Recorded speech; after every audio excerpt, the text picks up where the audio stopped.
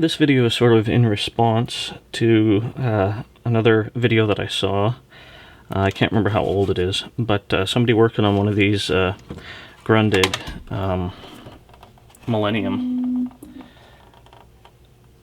one of these guys, stereo units, and the common problem with the volume,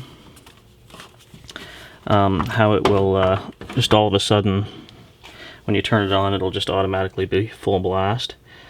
And he sort of, to his credit, stumbled through a bunch of stuff and figured it was the volume pot. When you'd wiggle it, you could maybe get it to work again. He started dabbing around with a soldering iron and soldered on these lugs and got it to work again.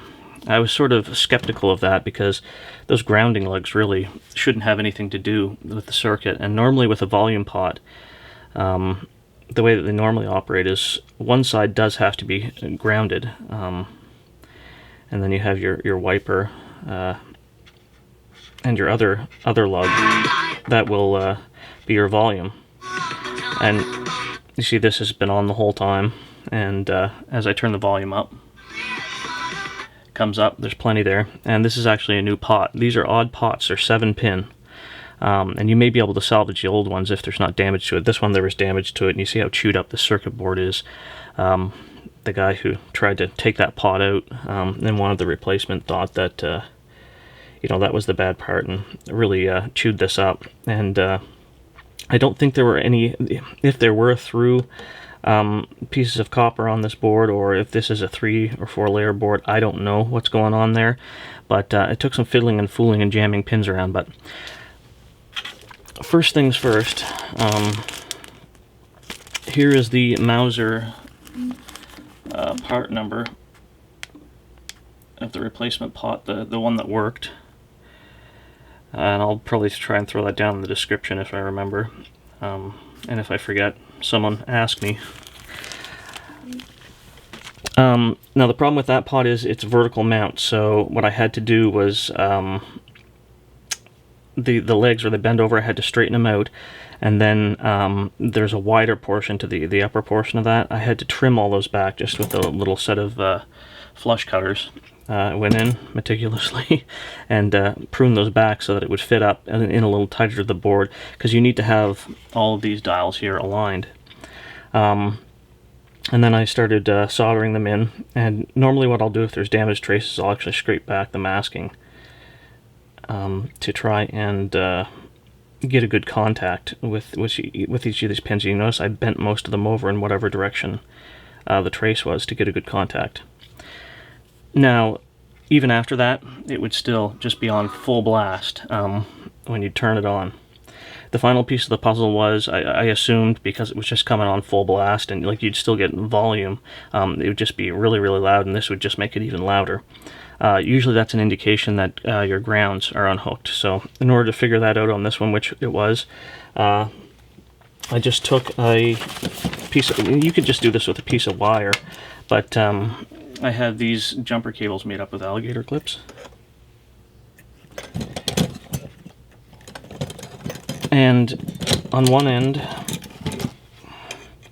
I just put a spare set of lead material on there, and that acts as my probe. So I hook this side to a ground. On these you could do it there, but I found, I think the outside of one of these RCA jacks, because they all run to a common ground, or you can find it, with your multimeter by probing one of these mount points for the bracket mounts, and seeing where else there's a ground, just so you can get a good clip. Or you can hold this, and with the unit on, I just went through and touched each of the pins, and then when I found one that would make it go silent, I turned the volume control up to see if it was operating, because if you put ground to one of your signal paths, it will just kill the volume altogether on that channel.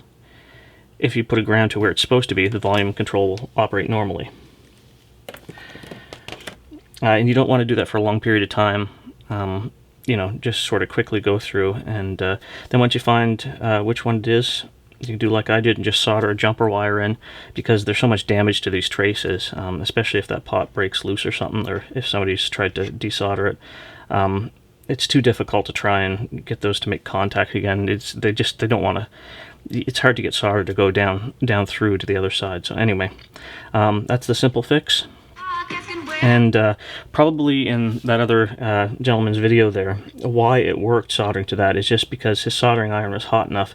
As he was remelting this, it was probably getting just the residual heat was getting enough to float down that it was grounding out these two. The 7-pin pot, luckily, both grounding lugs are right side by side and on this one side. So yeah, it just sort of worked out. But anyway, that's why it sort of seemed odd to me that, you know, those mounting lugs, that soldering those would work. The only way I could figure out that could be the issue is if there was an interlayer trace on here that had a ground connecting into it, and, you know, that solder joint or the leg itself wasn't making contact with it. But, you know, still, if these are soldered to this, like, that should have a physical connection to the outer ground portion of the board. But anyway, so that's that with these. Seems to be a very common issue. First thing I would do is just solder a jumper wire from the back of one of these onto those two and see if that fixes your problem. If not, replace the pot with that damaged part and you should be good to go.